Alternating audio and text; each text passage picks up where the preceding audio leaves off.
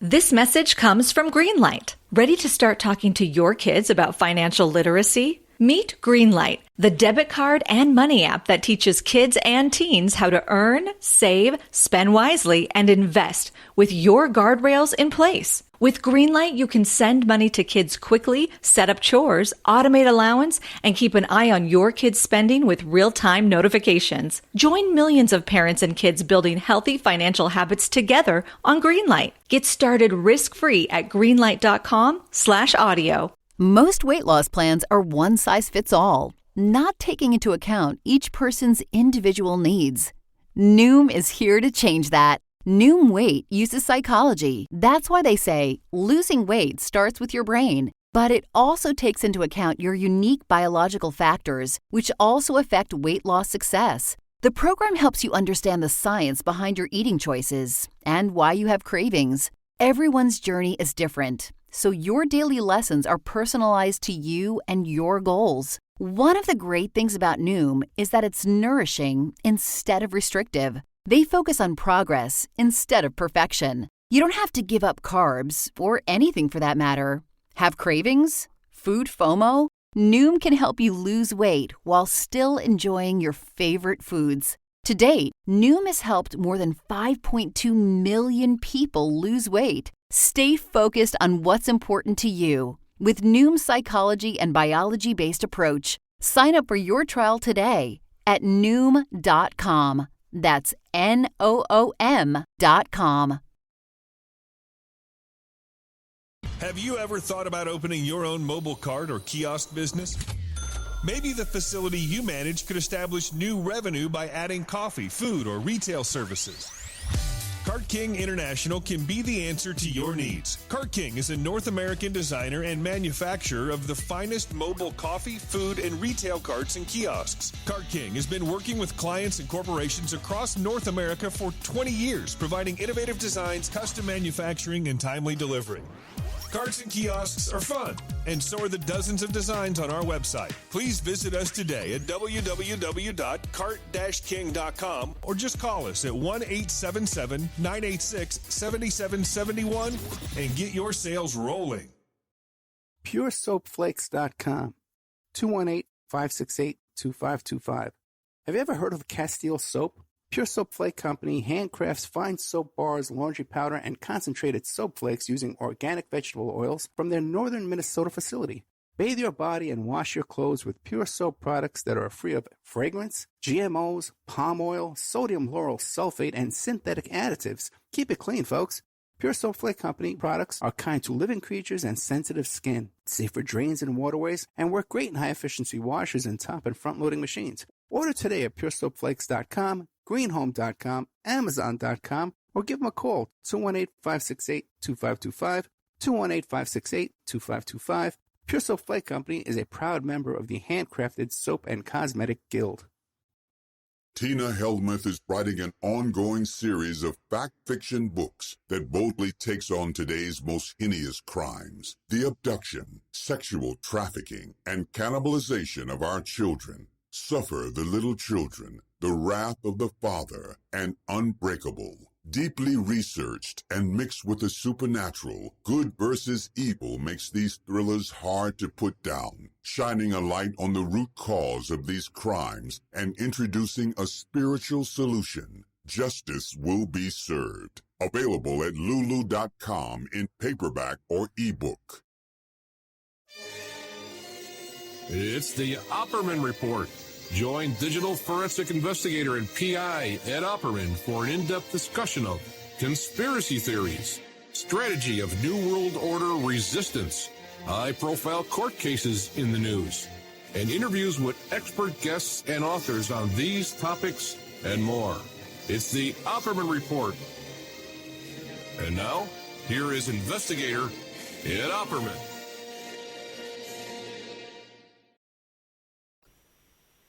Okay, welcome to the Opperman Report. I'm your host, Private Investigator Ed Opperman.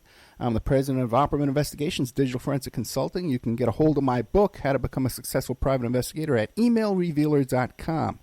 Also, too, if you like this show, check out our member section at OppermanReport.com, where we have all kind of exclusive shows, exclusive documents, content, special interviews that you won't find anywhere on the internet. But if also, too, if you want to check out our archives, we have free archives you can find at Spreaker.com. My guest today is calling in from Denmark. His name is Stefan Ho, and it's spelled Steffen, and his last name is spelled Hou. So you can find him at steffanho.com. He's got a couple of books. One is called Moms of the Missing, Living the Nightmare, and a previous one is The Deprived, Innocent on Death Row. And we were just talking off the air, and he was telling me that the burden on his heart is to be the voice for the voiceless, which is very impressive to me. Mr. Ho, are you there? Yes, I am. Thank you for having me on the show today, Ed. No, thank you so much. So tell us about yourself. Who is Stefan Ho? I would say he's a young man, despite the fact that I just turned 44 the other day, but who started out as a reporter almost 20 years ago. I was educated from the National School of Journalism in Denmark and worked at the largest daily newspaper in Denmark for a number of years, mainly covering topics such as crime and also some political-related topics. And quite early in my career, I decided to start out as an independent contractor with newspapers in Denmark. They would, on outsourcing basis, commission my company to do different topics.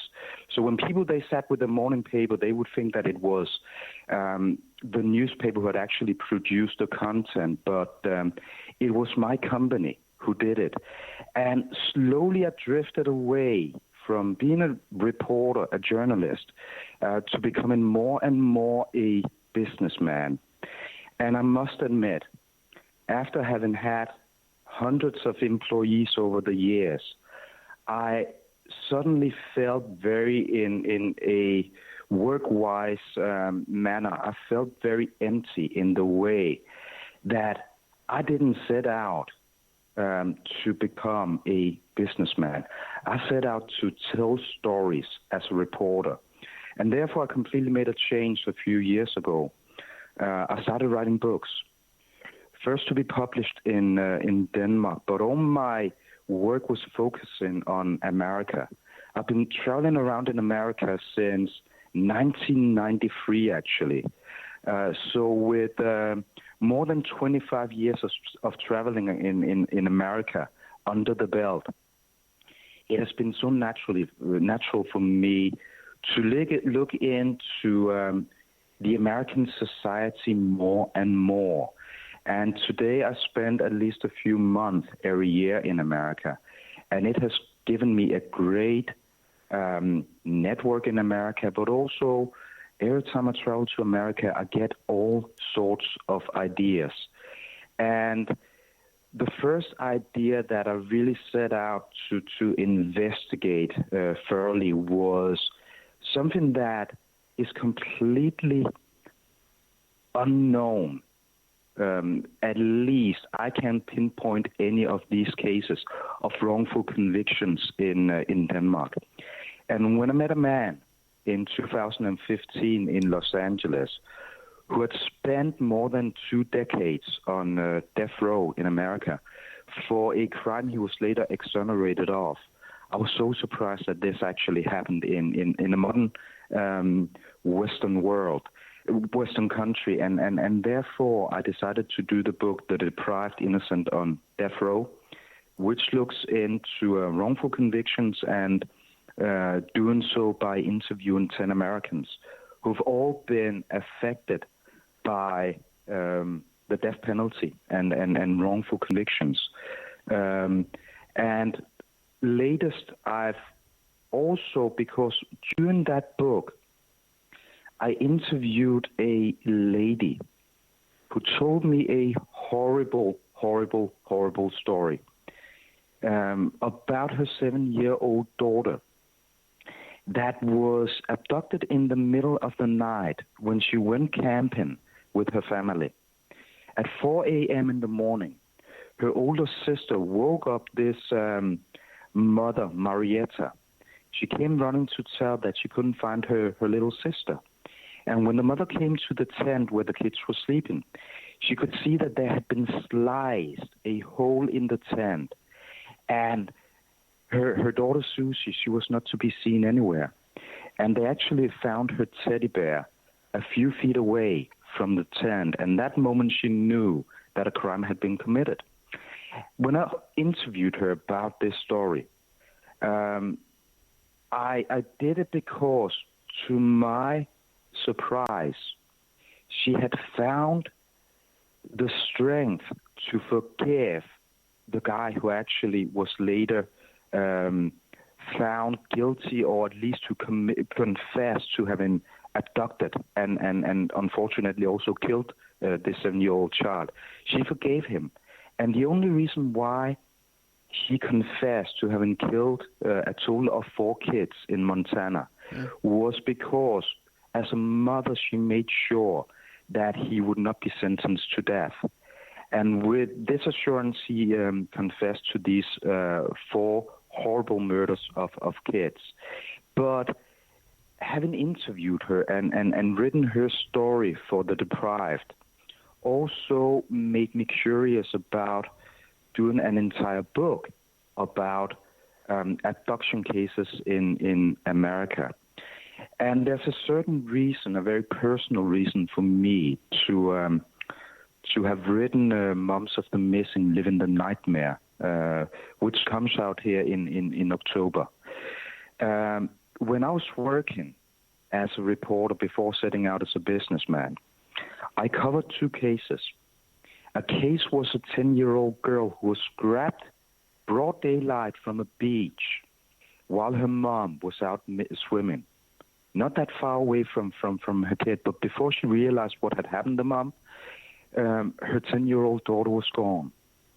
And later she was found in some woods nearby.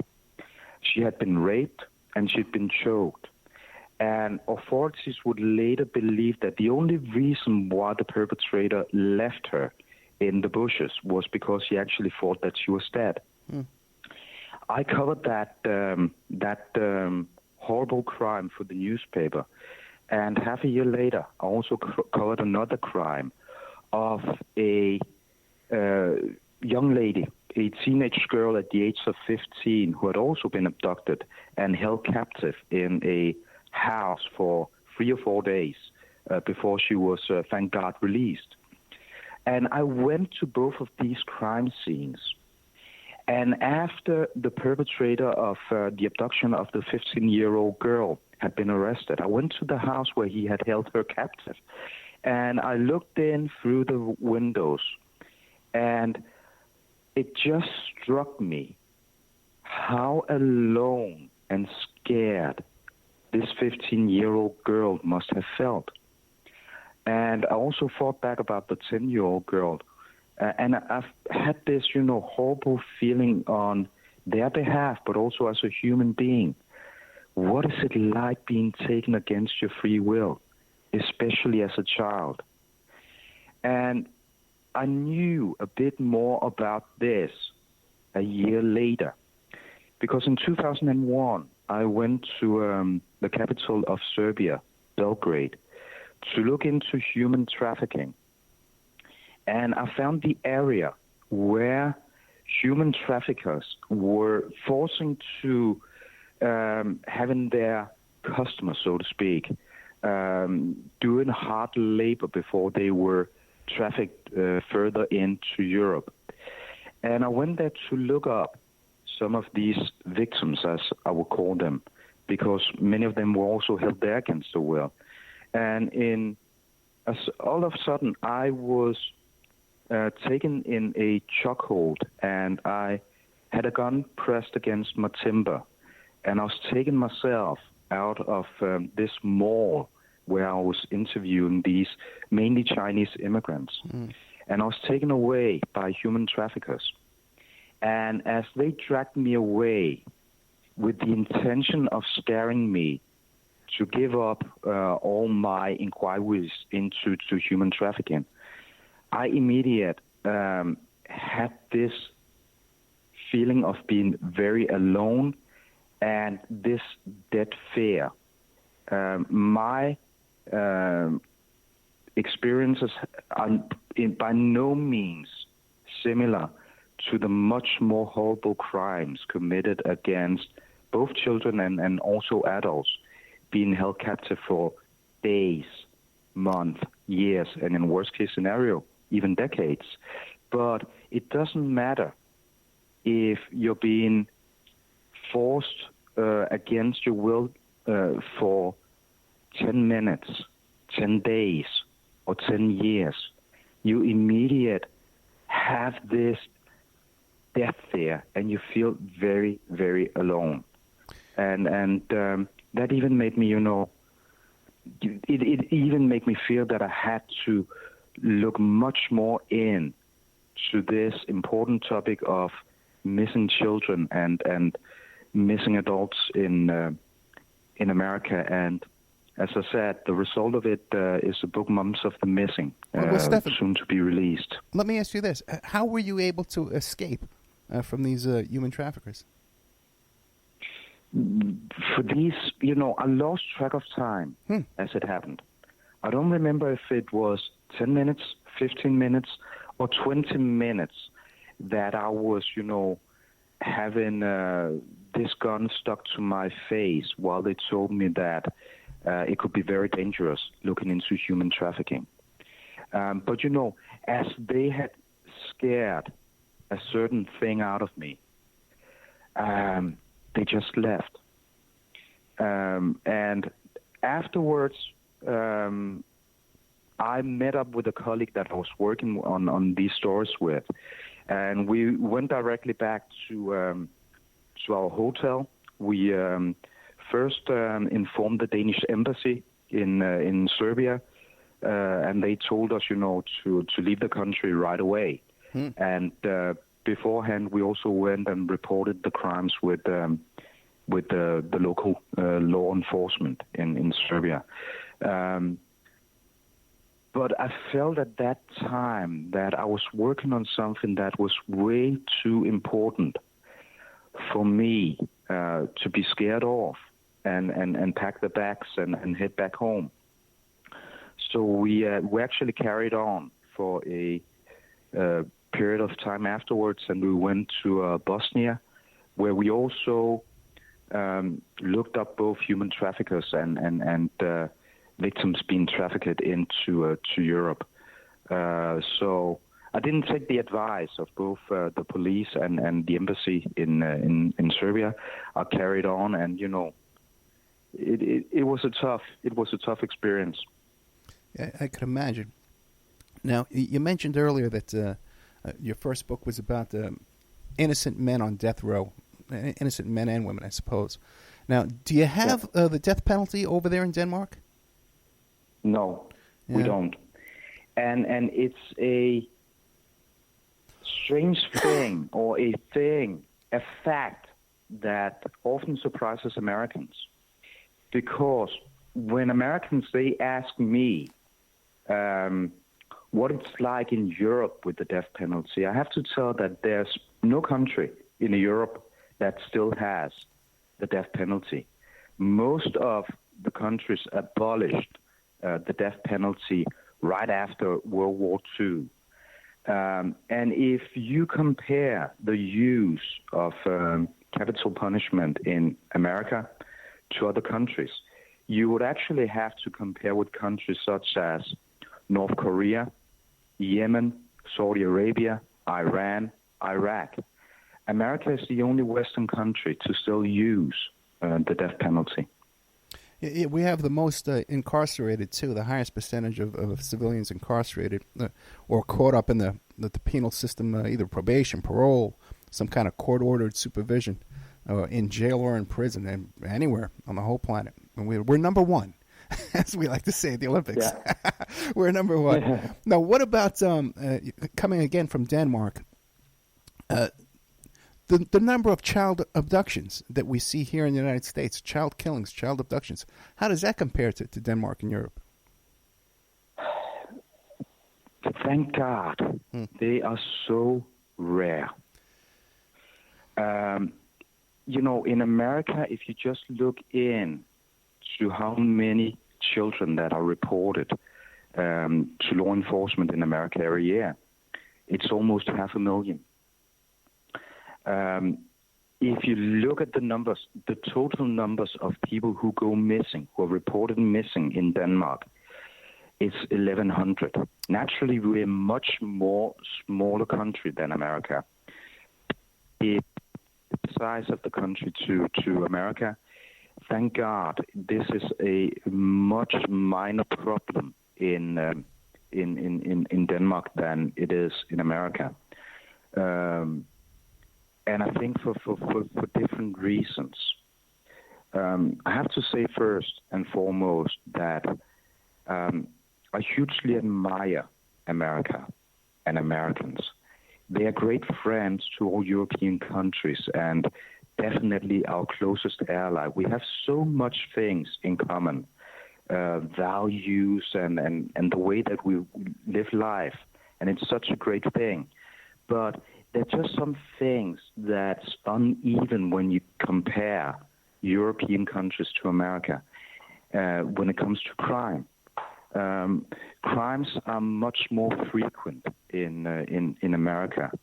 Killings are much more frequent in America. And in this case, as we're talking about now, abductions, regardless if it's kids or if we're talking about adults, it's almost also much more common in America. But the good thing with that being said is that 99% roughly of all people being taken against their own will in America, thank God they come home safely again. They are recovered. That doesn't mean that the victims are not suffering, because if you have been abducted and recovered, it still doesn't leave your mind and it affects probably the rest of your life. But the good thing is that most of the victims are recovered and found alive. Now, why do you think it is, though? You're from an outsider perspective looking in. What is it about the American culture that causes so much of this crime and murders and abductions? There are different reasons for the different topics that you're mentioning there. I would say, and it's almost lethal mentioning in America, but with the number of killings, I have no doubt that has also something to do with the number of guns in America. So much more people are being killed from gun violence in America than any other country in the world, unless if it's a country that is undergoing a civil war, right, or such. I believe that the only country in the world that has more guns per person than America, that would be Yemen.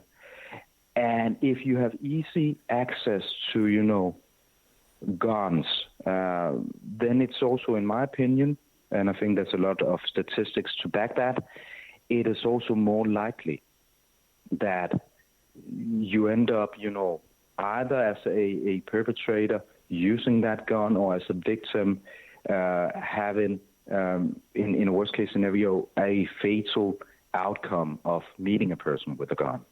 So I think that with these killings, it's, people, they always say, people in favor of guns, they always say, but if the perpetrator does not use the gun, he would use a knife, a rock, a fist.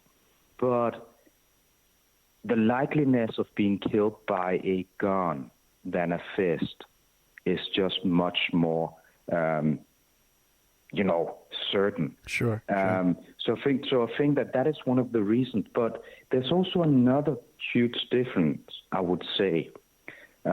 between my experiences in America and in Europe. America is a huge country, and we're only 6 million people in Denmark.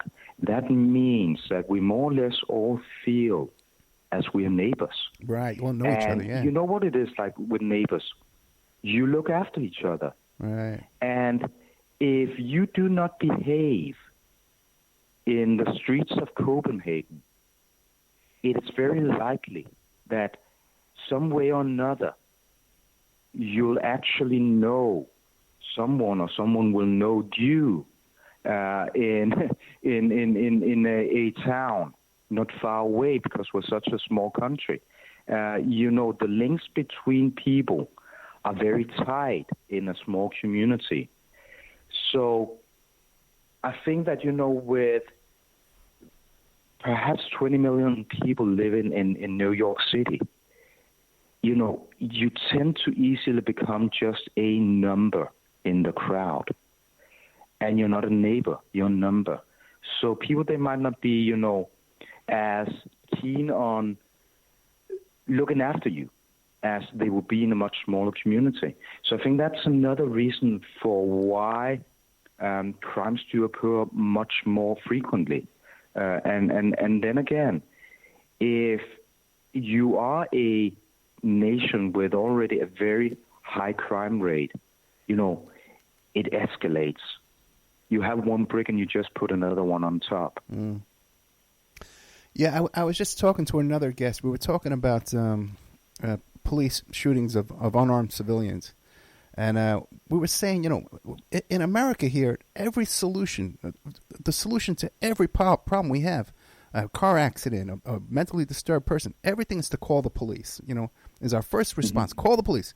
Whereas in the old days, we had elders in the community. There were elders in the village, that you would go to if you had a dispute with your neighbor, a dispute with your landlord. You would turn to the elders, the parish priest perhaps, and that's all gone. Do you have that over there?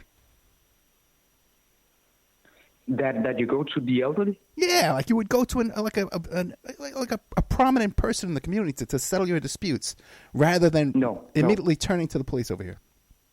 Yeah, we wouldn't turn to the police. Yeah, we would turn, to our neighbor. Yeah, see? Or we would reach out to, if we're talking about a mentally disturbed person, then you only call the police if this person represents an immediate threat to others. Otherwise, you would call, social services, or you would actually call, healthcare service. Yeah. And I think that now, touching base on that, another reason why we have much lower crime rates in most European countries compared to America also has something to do with the fact that not long ago we actually had a political discussion in Denmark, whether it was fair to say that we have poor people living below the poverty line in Denmark or not. Some politicians meant that, no, there are no one living below the poverty line in Denmark, while others would say, yeah, we still have a few and we need to do something about it. But we do not pay for going to the doctors. Mm. We do not pay for education. We have, compared to America, more or less no poverty. We have more or less no homelessness. With that said, yes, we do have homeless people. And we naturally have people who live, from day to day, but they are all, by the end of the day, looked after. Mm. You're guaranteed social benefits. You're guaranteed free medical care. You're guaranteed access to free education. So if you really don't have to commit crimes to eat, if you don't have to commit crimes to perhaps put your kids through education or to pay your medical bills, then the reason for committing crime and choosing a path of life that I'm sure that no one really wants by the end of the day. These, reasons for doing that, they are so much smaller than they would be in a country with 50 million people living below the poverty line, because, it is undeniable that poverty and crimes, they also go hand in hand. So I think that's another explanation. But regarding your question, we wouldn't go to the oldest woman or man in the village. And we wouldn't call cops as the first response. I think that we would actually talk to each other. And we would call social service because it wouldn't cost us a dime. We would call healthcare because it wouldn't cost us or the person that we call healthcare on behalf of a dime. So, we only call cops if there's an immediate danger or if it is a police matter. So that's another difference. We're going to have to take a commercial break.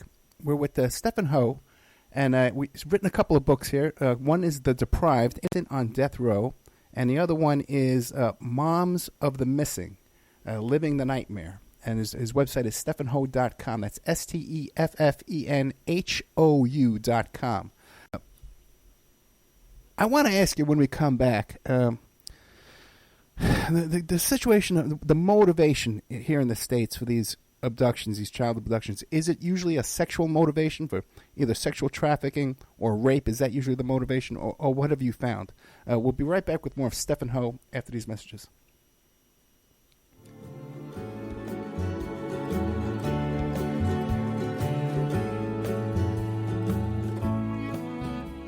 And now a word from our sponsors.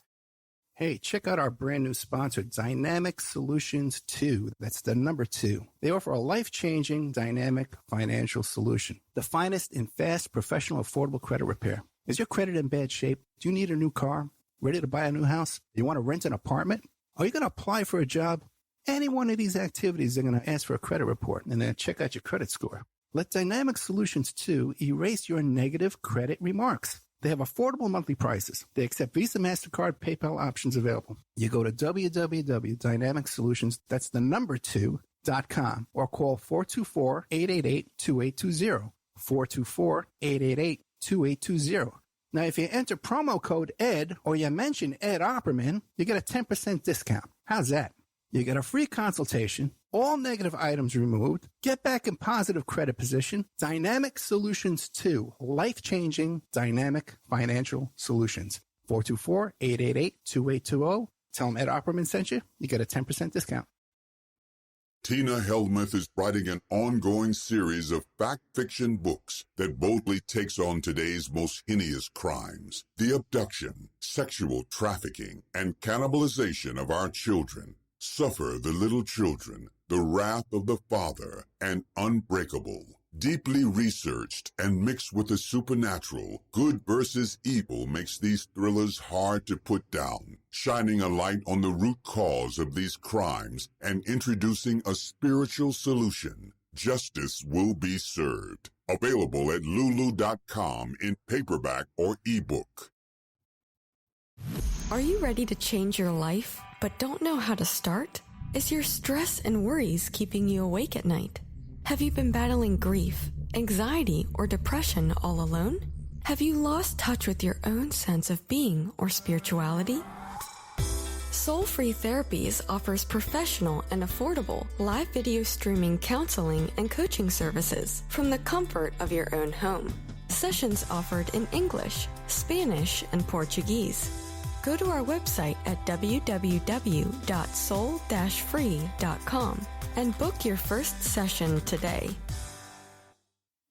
It's the Opperman Report. And now, here is investigator Ed Opperman. Okay, welcome back to the Opperman Report. I'm your host, Private Investigator Ed Opperman.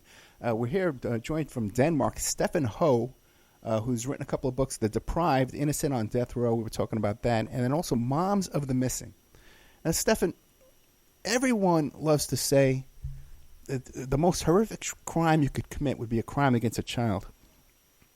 And everyone you'd walk to and pass by in the street would agree with you.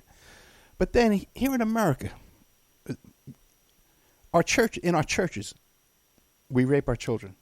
The Boy Scouts, we rape our children. Parents torture and murder their own children. And in these stranger abductions, like you said, 500,000 a year. What is this? Why? How can this be?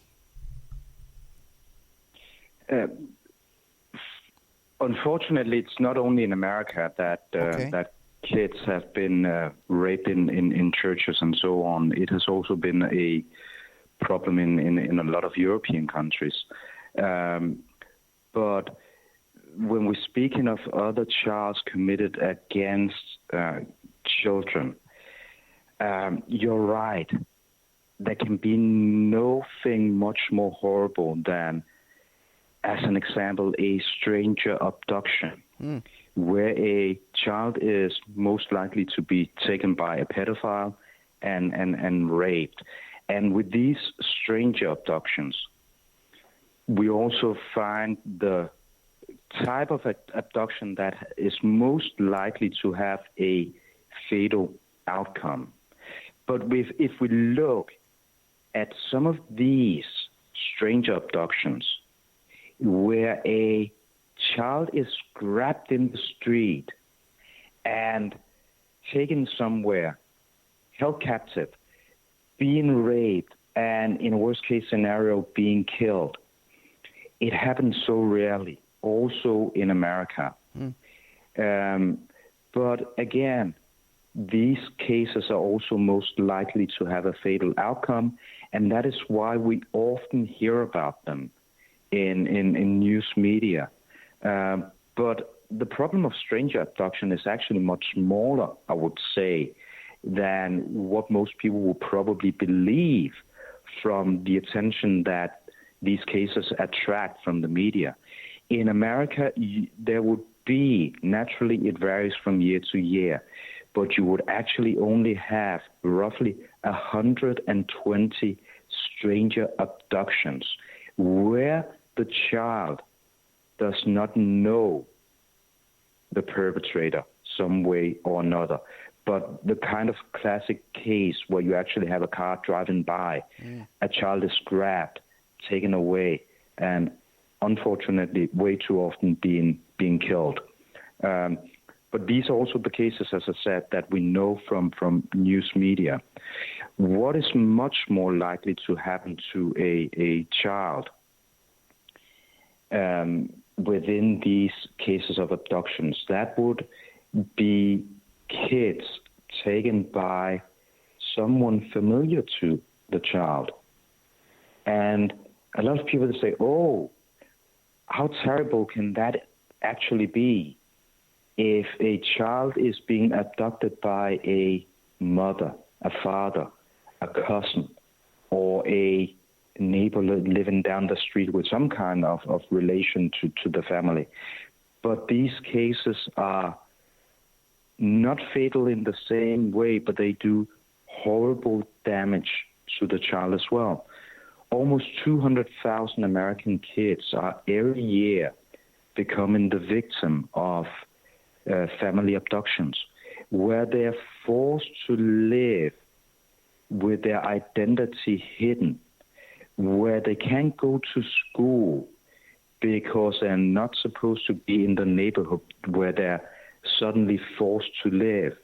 They don't see daylight because the perpetrator, whether it's being a mom or cousin or whoever, they keep them in hiding not to be discovered.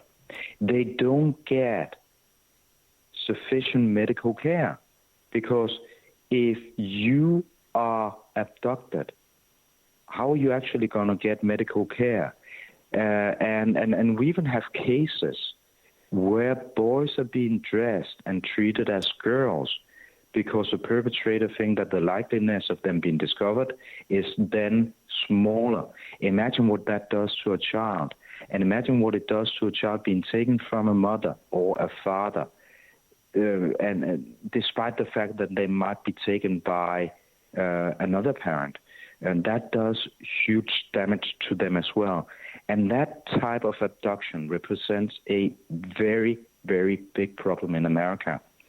And another kind of abduction, which is really scary, and we're seeing it growing, and we're seeing this problem turning into probably the most rewarding type of crimes to criminal organization today. That is, as we started out talking about, kids becoming the victim of human trafficking. You can only sell drugs once. Often you can also sell a gun one time, but a human being you can sell again and again. And this type of crimes and the abduction cases related to it has been steadily growing over the last few decades. But it is not till now that many people actually become familiar with the fact that you don't see today only immigrants being forced into human trafficking.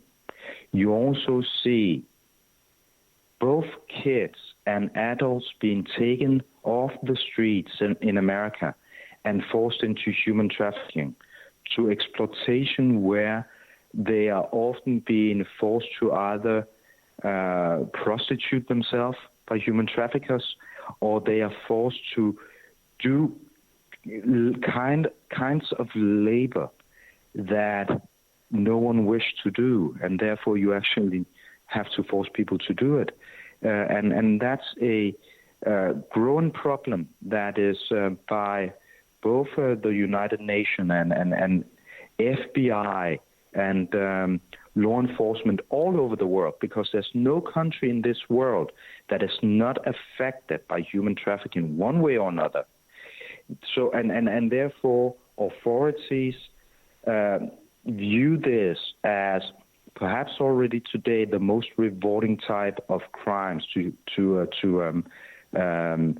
criminal organization. It's believed that worldwide, criminal organizations, they make roughly around $150 billion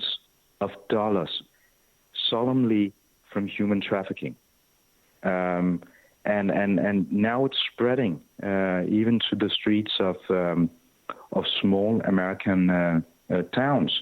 And in the book, Moms of the Deprived, Moms of the Missing Live in the Nightmare, I investigate 2 abduction cases where the victims are believed today being forced into prostitution, and both of the cases, or both of the abductions, appeared roughly 10 years ago.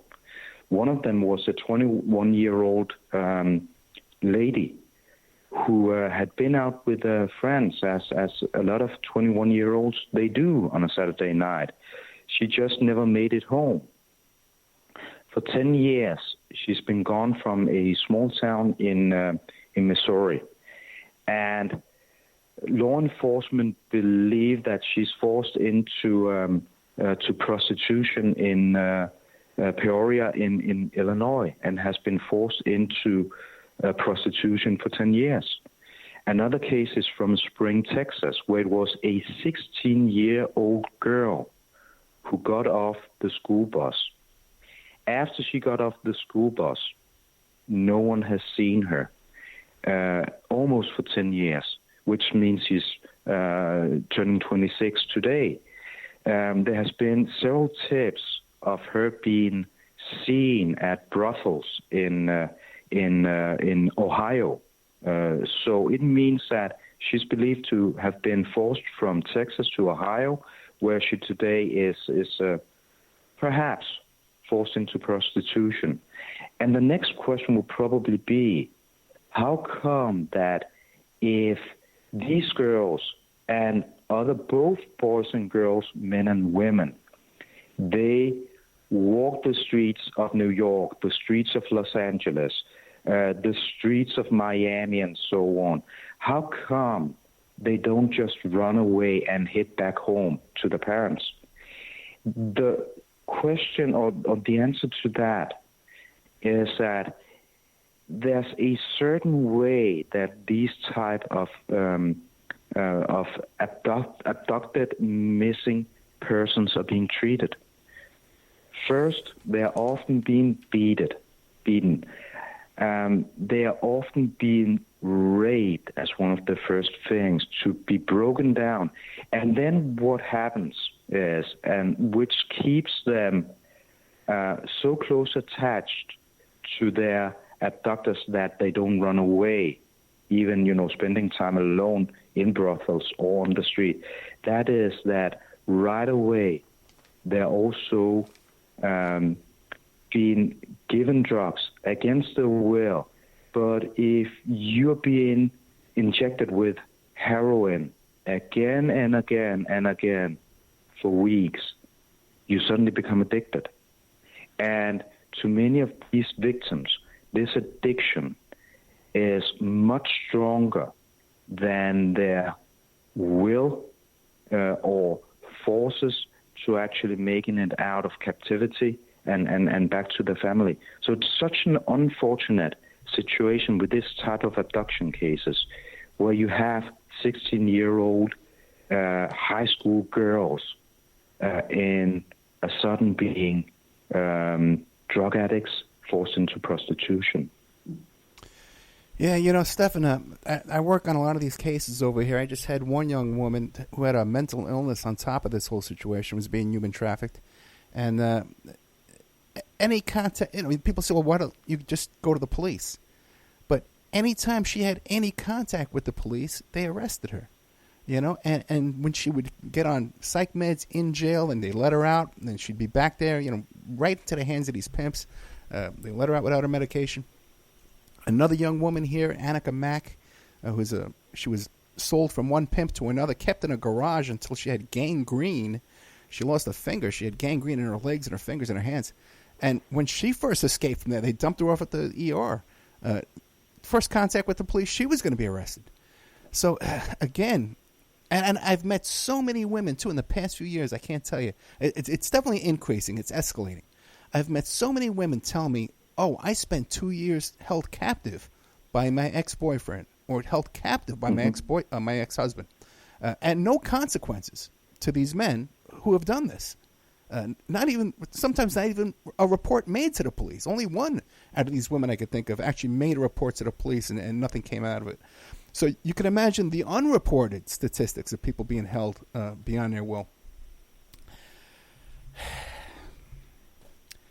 And it has to be the most horrific experience. We only have one life, and to live your life in captivity, in imprisonment, either, like you said, on death row or in a situation like this, being human trafficked. Let me ask you this, because I know I have a little PTSD from dealing with these kind of subjects. How has this affected you personally, exploring these kind of stories? It goes right to my heart. Yeah. And it goes right to my mind. And the worst thing about, or I wouldn't say the worst thing, the times that I'm most affected by this are the times where I actually do the interviews and I sit and I write these stories. Because when you write a chapter, when you write one case story, it can take weeks and weeks and weeks.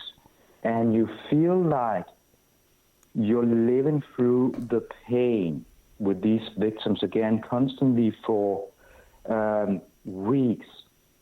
At the end, when I'm done with writing about these cases, I think that I shield myself.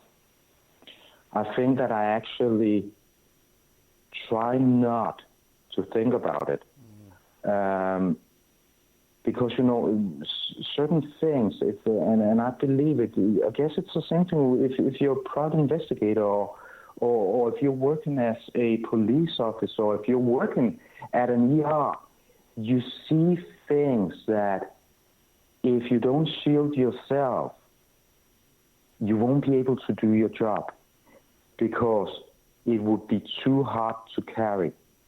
So what I do with these things is actually, I can't escape it when I'm writing the stories because they're in my mind 24/7. I don't sleep often. No, if I sleep, I wake up very often. I have bad dreams and so on. But still,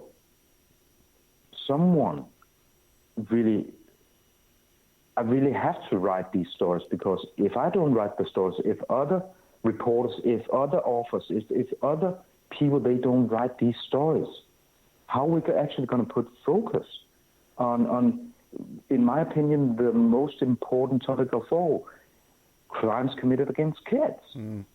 We need to, put ourselves aside and put focus on the victims. And one thing is dead sure.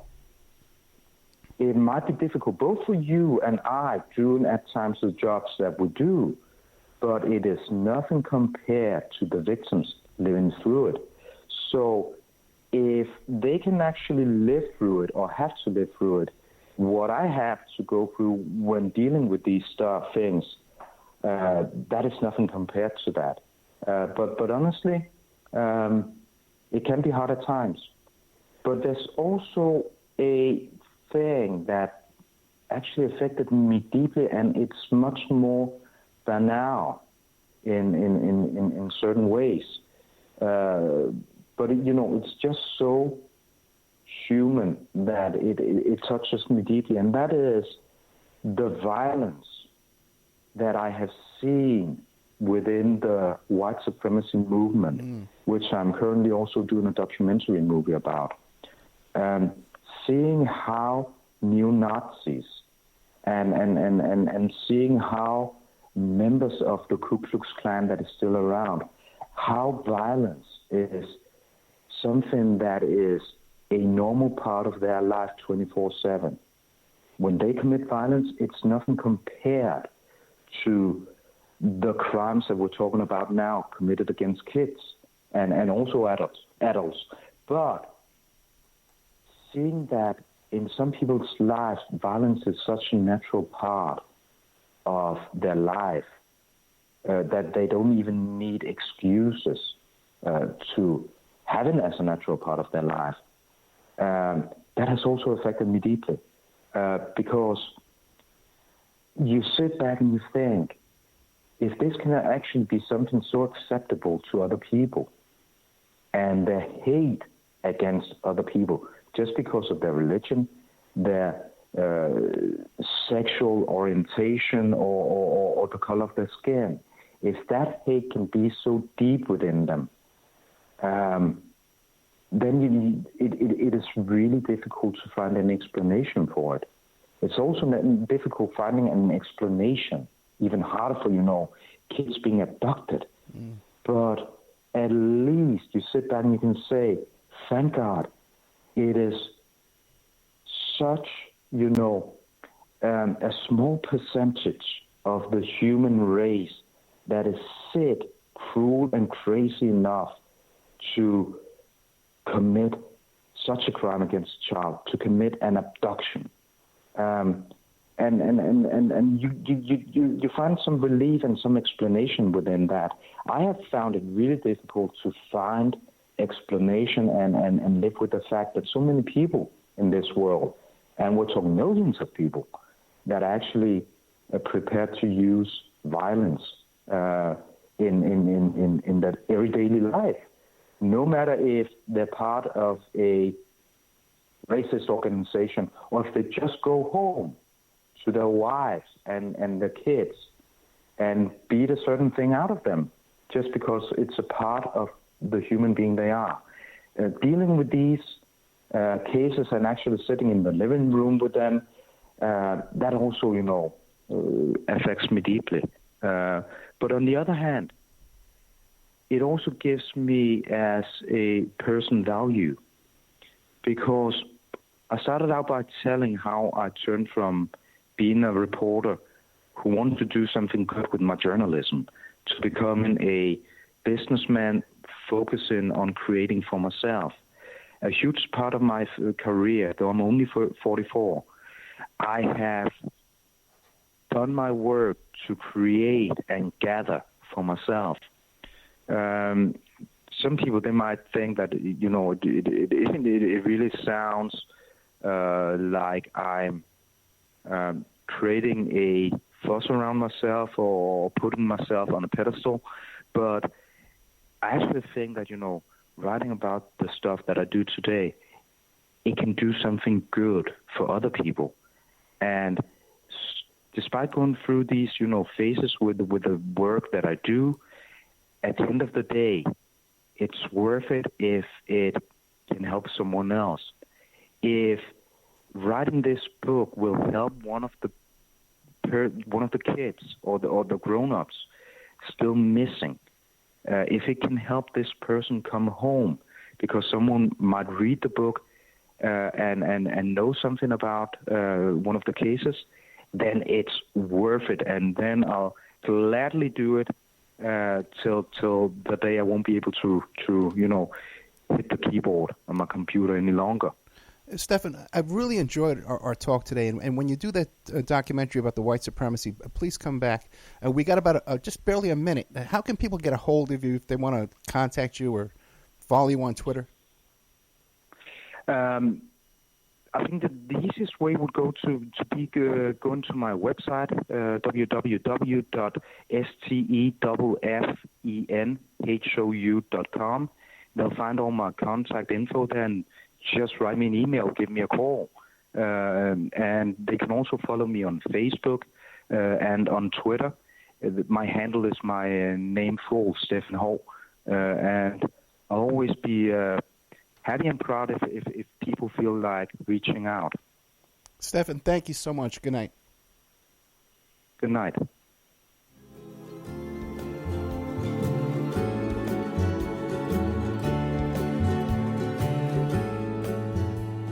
And now a word from our sponsors. EmailRevealer.com.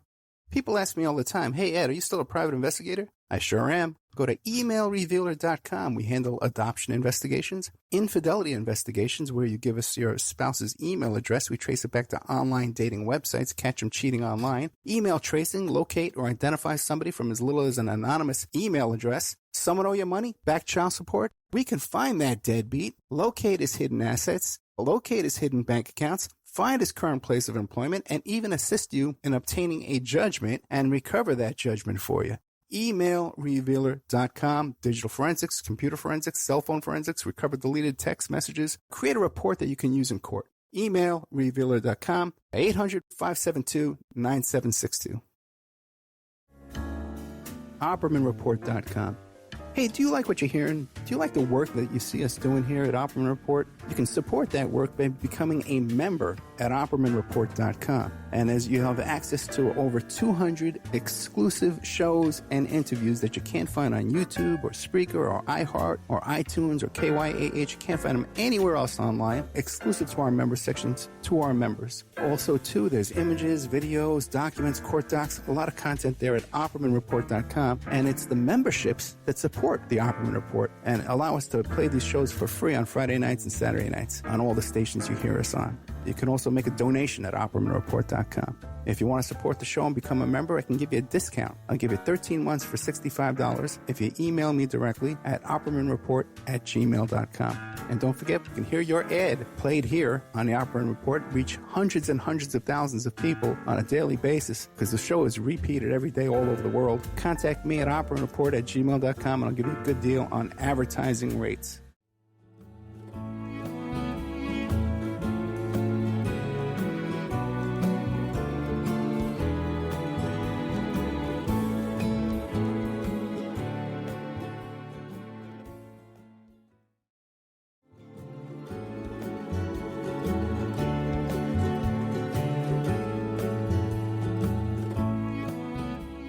And now a word from our sponsors.